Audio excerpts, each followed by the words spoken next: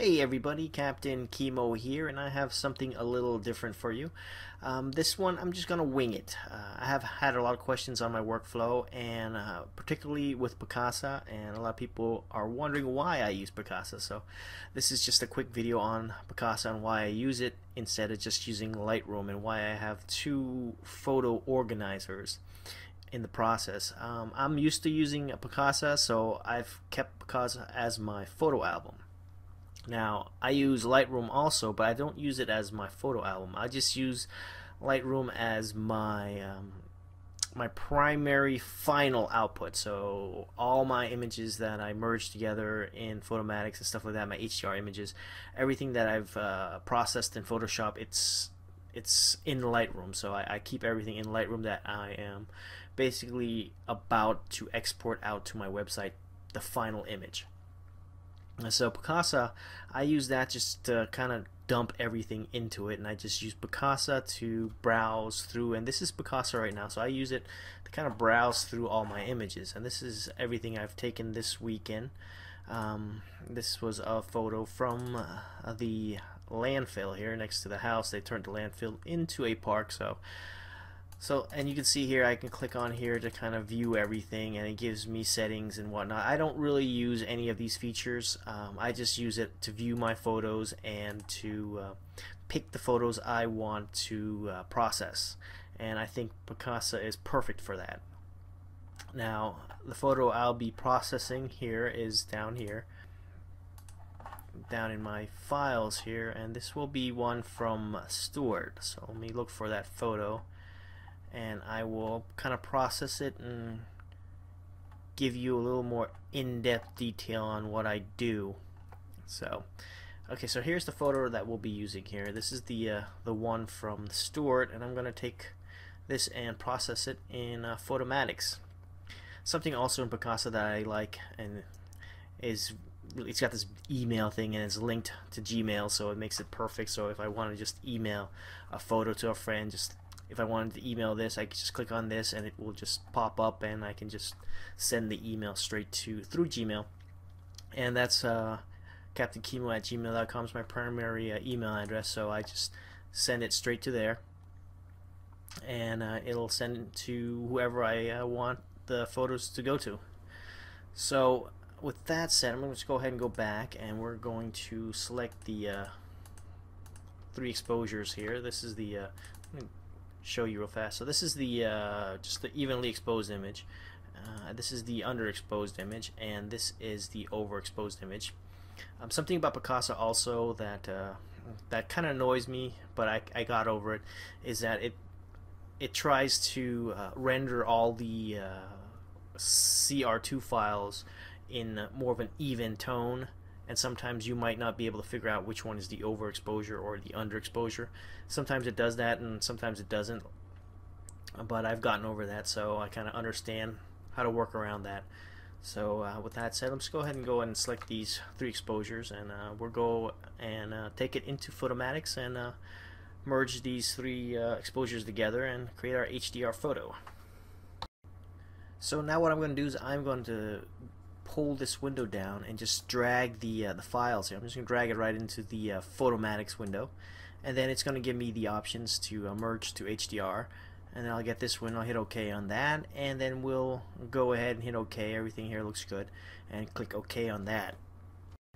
Alright, so once we get our tone mapping window up in Photomatix, I am going to start with preset default here, and the default is detail enhancer, and we're just gonna go ahead and play with the settings to get the photo the way we want. But let me go ahead and just click some of the presets just to give you an idea what they look like. So this is the photographic, this is the tone compressor mode, and then this is natural, this is the exposure fusion mode. I particularly don't like exposure fusion mode. It works good for nighttime photos, but I prefer to use the tone mapping under the detail enhancer feature here. So we can go down here. This is the painterly look. This is more of the more aggressive look for the detail enhancer, and then we can go down a little further here. It starts getting more aggressive here, so down to painterly 4 is where it starts really looking painterly. So I'm not gonna go that crazy with this photo. I'm going to go ahead and click the default here, and then we're going to start processing the photo from here. Now I'm going to want this photo, I'm just going to start with the saturation. I know I'm going to want the saturation up, so I'm just going to pull that all the way up just to see how it looks. And it looks good, only the red is really bright here, so I'm not going to pull it that far up. I'm probably going to bring it around 75 there, and then I'll boost the colors later in Photoshop. Now strength, I'll play with that now, and I'm going to like it right around 75, and then play with the luminosity. This will bring out the luminosity in the photo, and then I'll play with the detail contrast along with the luminosity. For this photo, I'm just going to push detail contrast all the way up and then just play around the luminosity. So we're going to want it right about there. I like it right about there. It looks good with the contrast, with the detail contrast there. So next we'll play with the light settings. Usually I have this checked, but for this photo I'm going to uncheck that and play with this slider here, and I kind of like it right about there. This brings out some detail right in the boats here, so that looks good there. Next we're going to go ahead and go to show more options, and we're just going to see what we need to. We're just going to skip smooth highlights, maybe bring black point up some, and then let's go ahead and bring white point up a little bit, and that looks good. I'm going to close that and then go into the advanced options, and for this I'm going to bring down smoothing, and you notice if you bring down micro smoothing here, it makes the image look very how should I say, very grungy. So if you go up, it'll make it look smooth. So we're going to want it smooth, so I'm going to bring it up so it kind of smooths everything out. And then let's go ahead and that's pretty much it. I'm going to go ahead and go close this, and I am probably going to want to make it a tad darker, but I won't do this in Photomatix. I'll go ahead and do that in Photoshop. So we're done. If you want, you can save the preset here or just process it. Usually I just process it and just use the presets from Photomatix. So I'll hit process. Okay, so once Photomatix gets done processing the photo, I go into the file here and I just save it. It just gets saved directly into the same directory that we pulled it from, and then it'll get pulled into Picasa once I save it. So let's go ahead and save it there, and once Picasa loads it up, we'll go straight to Picasa and we'll see it in our Picasa window. So let's go ahead and grab Picasa real fast. So here is Picasa, and now the file should be at the end of this album here. So here it is, and this is the other HDR images that I processed, and these also got saved into the album. So it's usually the last one once I save that file. It's usually the last one Picasa, and that's why I kind of like having this in Picasa, because now I have this tone map image here and not necessarily in Lightroom. So once I have it in here, I'll open this file. So I'll just right click here and I'll open it into you won't see this, but I'll open it into Photoshop, and that will launch it into Adobe Photoshop. So let me go ahead and fix this window.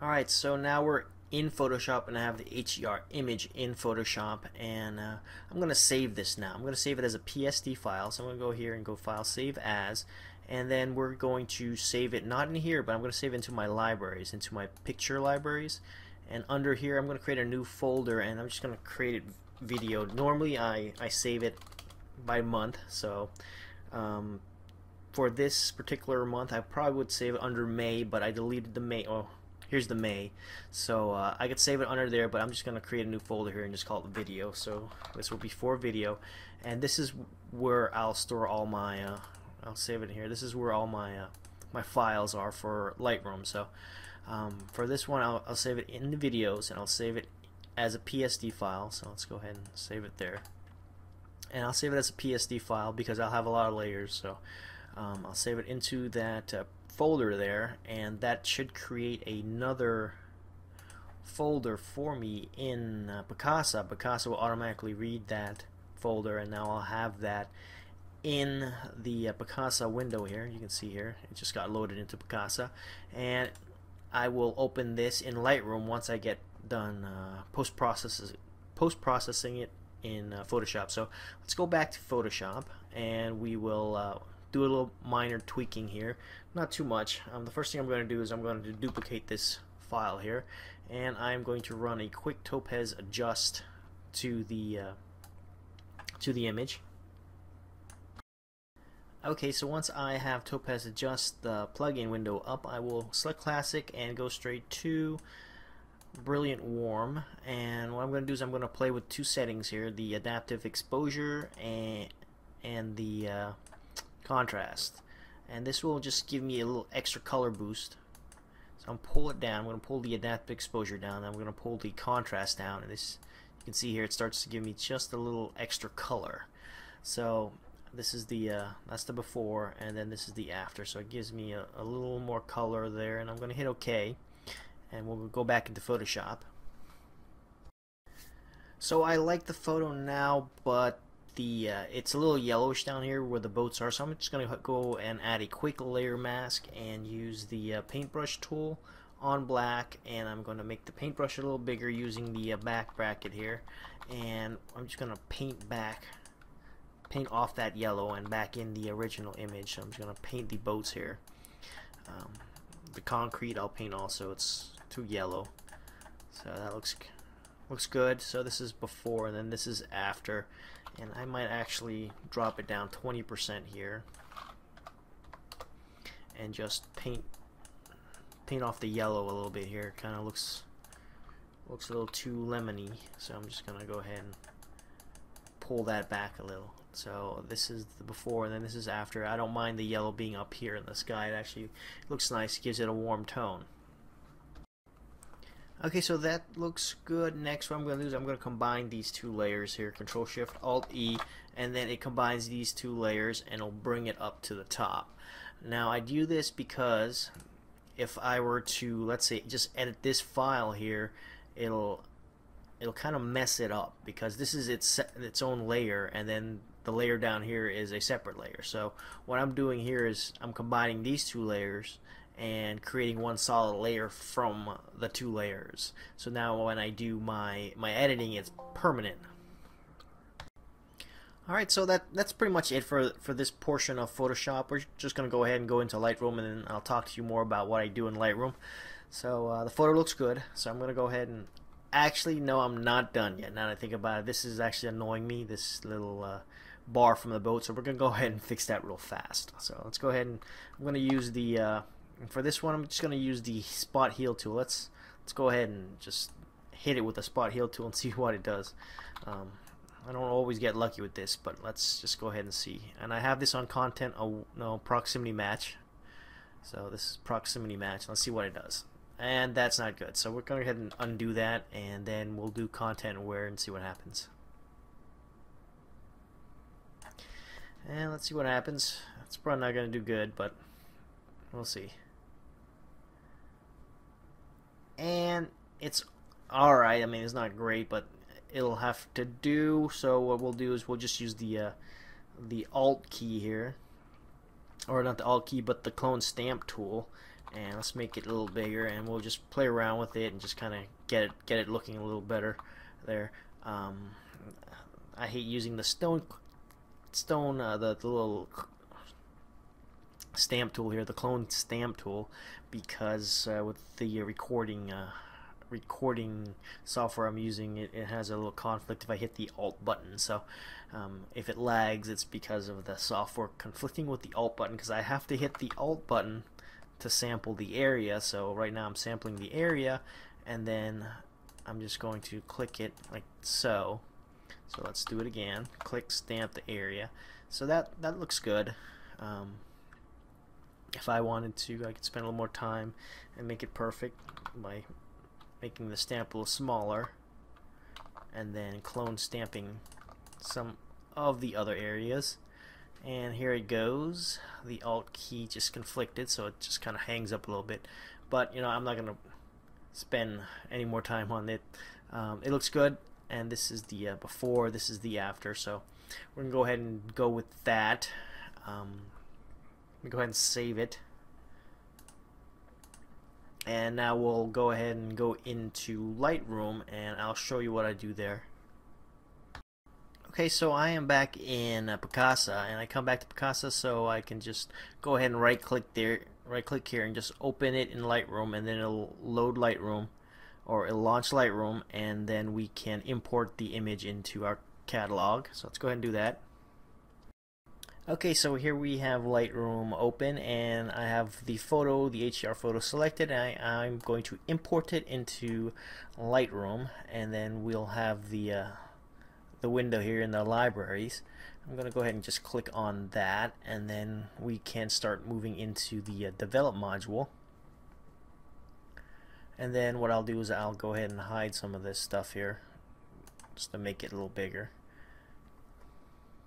Alright, so now let's get started processing the photo. The first thing I'm going to do, let me go ahead and close some of these tabs here, and I'm going to go straight to detail, and I am going to want to probably sharpen up the photo a little bit in detail. So let's go ahead and I'm going to click this, and this will zoom in, so it'll give me a better view of the image. So we're going to go ahead and unsharpen it here, or sharpen the photo here using this particular tool.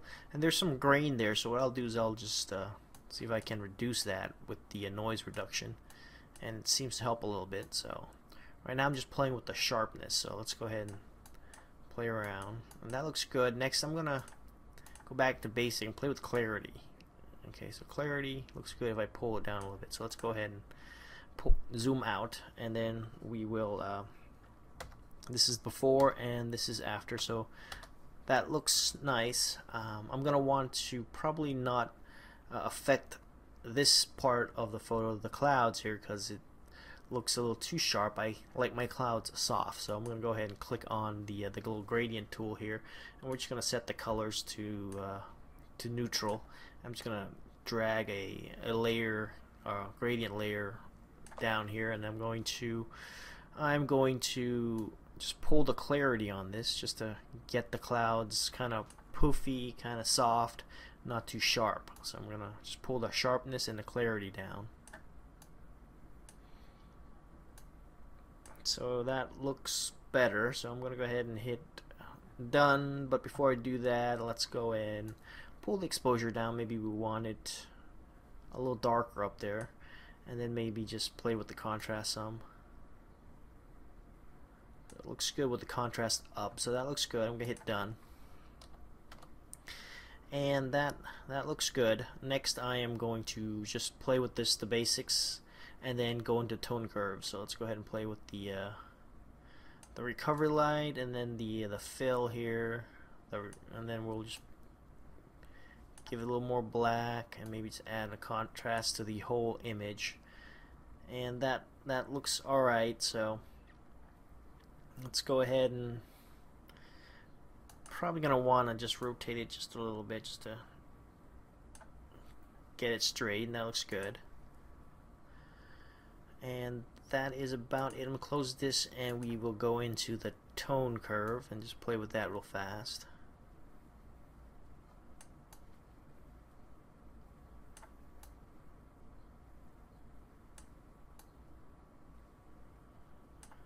Alright, so I think that looks good. I'm gonna go ahead and close that, and let's go this is before, and then this is after. Much better. I'm not gonna go crazy on it, but what I do want to show you is what I do after this, and this is something that I haven't covered yet, and this is the stuff that I do here in the libraries. And let's go ahead and play around with this. And this is, once I'm done here, I export it straight into my my website, my WordPress website. So so I just do my meta tagging. I create my little caption here. This will be the caption will actually be the title to my my image once it gets uploaded. So I'll go ahead and name it something like Stuart Marina Sunset, you know, next to Roosevelt Bridge. Alright, so now that I have that, I'm just going to have this preset here. This is set to Captain Kimo, and what this does is this automatically gives my copyright here, Kim saying, And then what else? And then we'll just add a couple of keyword tags here. It's important you tag keywords, or else people searching for it won't be able to find your photo. So let's go ahead and tag my photo here. So let's go ahead and Stewart Roosevelt Bridge. I'm not gonna go crazy here. Maybe sunset. And what else? Boat, yacht. Just tag whatever you can to the image. So that's good for this particular photo. Next I am going to export it, and I'll hit the export button here, and we have a bunch of options here. For this particular photo, I have different export options. The one I'm going to use here is 1200, and this is just my generic one that I use to kind of export out to Facebook, Flickr. Not necessarily my website. My website's different, but I can still use this for my website. My website, I have a different export option where I can actually export straight to my website and create a post from there, and I use a plugin for that. So let me go ahead and export this, and just to kind of show you what I do with this particular export option here. So I'll export this out, and what this does is this exports into a folder on my desktop, and this is the folder. It's called a post folder, and it'll just pop up. I have it set so that it'll pop up in my window so I can automatically see what it looks like when it pops up. So this is the folder, and notice it named it what I named it there in the caption here. So let's go pull up real fast. So this is the caption here: Stewart Marina sunset next to Roosevelt Bridge, and then we have it pop back up as Stewart Marina Roosevelt Bridge, so I don't have to name the image. Lightroom names it for me, and these are the features that I like in Lightroom versus Picasa. Picasa doesn't have this feature. So also, so that I can explain a little better why I use Lightroom and not Picasa as the album here. If I go into the libraries, in the videos here, I'll have just that one image versus all these other images in my file. So now I only have just the file I need to work on. So this is easy. It keeps everything separate. Picasa is my archive, and then Lightroom has all my final images. So next, what I do here is I'll just show you what I got going on here with this photo here. So here is the photo. You can see here it's got a little watermark here, and I created the watermark in Lightroom, so it automatically creates it using that preset there. And there's another signature, my signature watermark right in here, you can see, and those are a little light. I can darken that in my Lightroom preset. So now that I've seen that, I'm going to go ahead and close it, and then we're going to go straight and export it straight into WordPress, or my WordPress website at captainkimo.com, and let's go ahead and do that. Export that out. So we'll go there, and then I have a preset for that. This is it. I'm going to name it something different right now. It's just center. And from what I've seen with that other export option, I'm going to go ahead and change a few things here. I'm going to change the copyright into dark, or here medium. So this will make the Kimo a little, or the copyright Kimo, that strip that goes across the center, a little darker so you can see it better. And I'm starting to tag my images and watermark them because I'm kind of afraid of copyright rules changing later. I heard something about copyright being not being, or people can't find the copyright owner, and some laws being changed saying that you can use the photo if you aren't able to find the copyright holder. I don't know, I just read it somewhere, and now I'm kind of a little freaked out by that, so now I'm watermarking everything. So next I want my my little signature watermark to be on the left side, so this won't center it, and I'll click there for the left side, and I'm using a plugin for that, and it's called Morgify here. um, LR Lightroom, and the other plugin I'm using for Lightroom will post straightly to my, well, directly to my Captain Kimo website. That one is called LR Blog, and I believe it's LR. Let me look real fast what the plugin is called. Something Tools, LR Tools. If you look it up online, you can search, you'll find it. It's a cool plugin. It links straight to my WordPress site, and just it makes it much easier. I don't have to create a post or anything. So let's go ahead and we'll do this real fast. I'll export it and you'll see it launch in the my Google browser. Okay, so here it is. It's Lightroom launched Chrome and pretty much created a post for me in my WordPress blog here at CaptainKimo.com. You can see here it's a Stewart Marina sunset next to Roosevelt Bridge. So here is the photo, and that's it. This is I go straight to from there, and I just publish this post, and then you'll see it right into the next Captain Kimo post. But I'm not going to do that because I have some writing to do and stuff like that. So I'll go ahead and close this, and then we can wrap things up. Alright, so that's pretty much it for this video, but I wanted to also note that one of the reasons I am copywriting putting my copyright watermark in my photos the way I am doing it right now, like from here across the screen, is to make it a little harder for people to use the photo. I know it's with Photoshop you can just do the content aware tool and they'll probably just erase it, but at least this way, you know, it gives a little more work. It makes people work a little harder to use the photo. I've had people use my photos all over the place, so I'm just making it just a little harder, just to maybe get them to buy the image, because you know I do have to make a living from these images. So by watermarking, I'm hoping that'll increase my sales on my stock images. So with that said, don't forget to go visit CaptainKimo.com. I post daily to there, and if you want to learn more about any of the software I use, like the Photomatix, or the HDR software I use is Photomatix, or Topaz, which is the enhancement software. I'll use Topaz Adjust and Topaz Denoise and stuff like that. You can find download links and stuff like that and coupon codes over at my website at CaptainKimo.com. And don't forget to subscribe to my YouTube channel. And until next time, this is Captain Kimo signing out.